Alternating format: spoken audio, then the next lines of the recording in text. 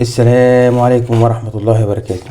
يا أهلا بيكم، يا مرحب بيكم. السلام عليكم ورحمة الله وبركاته على مطبخ الكحيانين والجمال الفلسين. سيد أفندي المفلس دائما والمسكين. تعالوا نشوف اشتريت ايه من السوق النهاردة.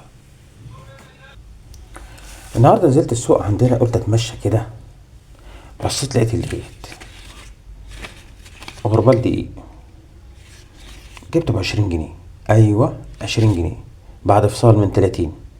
يا دوبك تنقل فيه الدقيق المطبخ بتاعنا. طيب لقيت دول عبارة عن معلقة وكبشة ومصفى صغيرة، دول رز للطبخات بتاعتنا.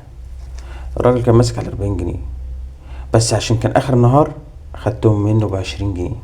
تخيلوا، 20 جنيه من 40 جنيه. دي بقى قطعت البطاطس أو المخلل، نقطع بيها البطاطس بتاعتنا أو المخلل زي ما انتوا شايفين. جبتها منه ب10 جنيه.